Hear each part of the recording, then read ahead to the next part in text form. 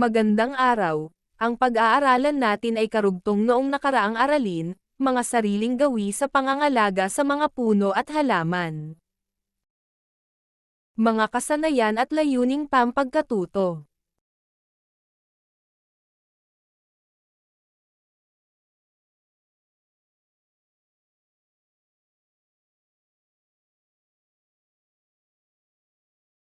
Suriin ang nasa larawan.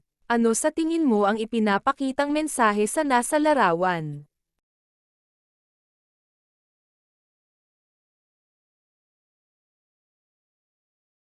Magkaroon muna tayo ng maikling laro.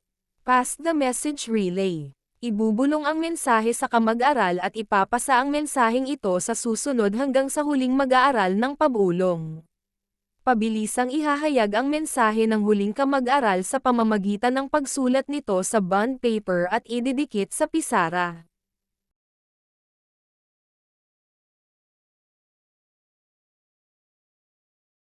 Mayroon akong larawan ng mga bulaklak dito. Maaari mo bang ilarawan ito?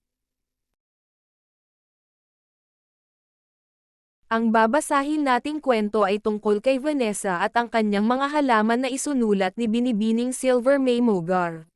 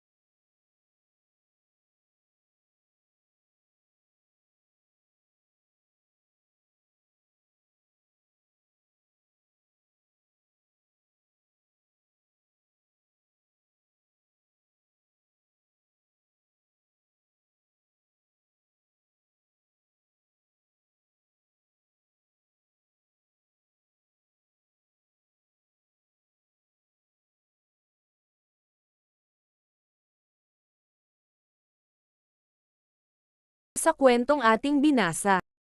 Naunawaan mo ba ang kwento mga bata? Kung gayon, sagutan natin ang mga gabay na tanong.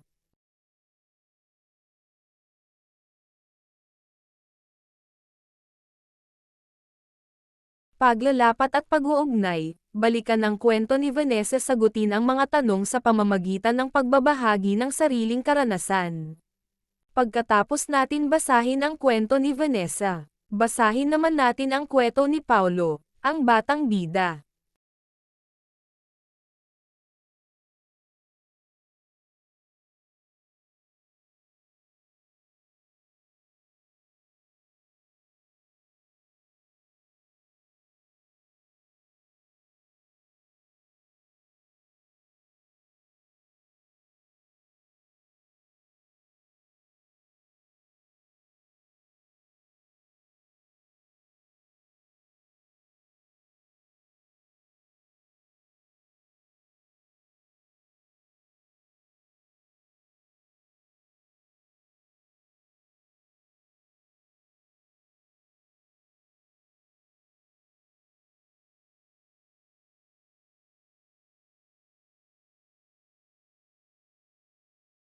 Nagustuhan niyo ba ang kwento mga bata?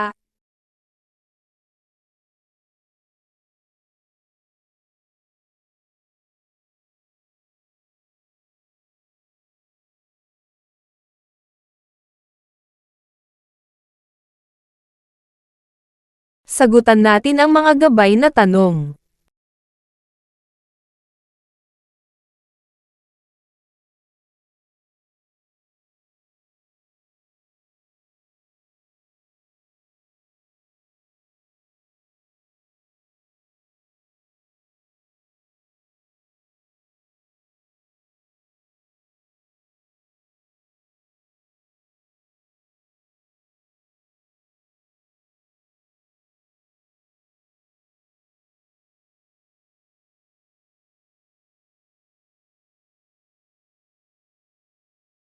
Pagsasanay, basahin at unawain ang kwento at sagutin ang mga gabay na tanong.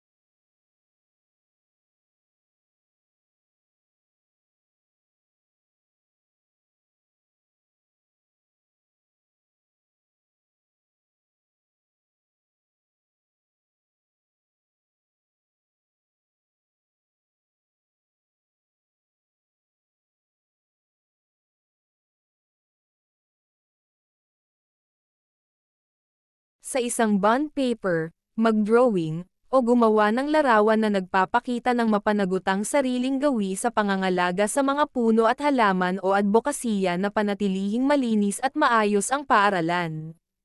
Lagyan ng akmang pamagat o titulo ang iyong drawing o larawan.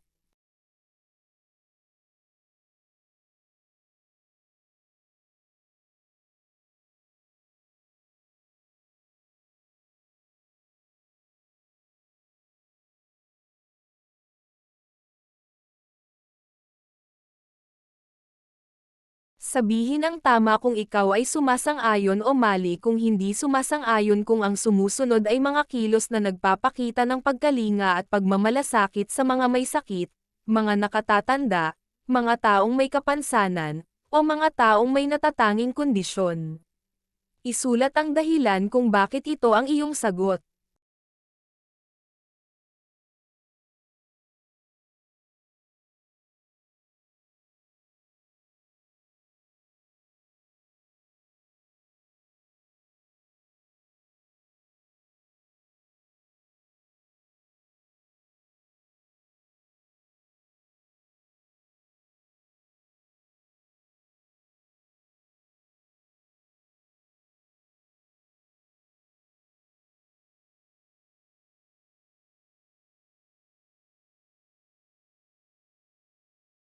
Pagninilay sa pagkatuto.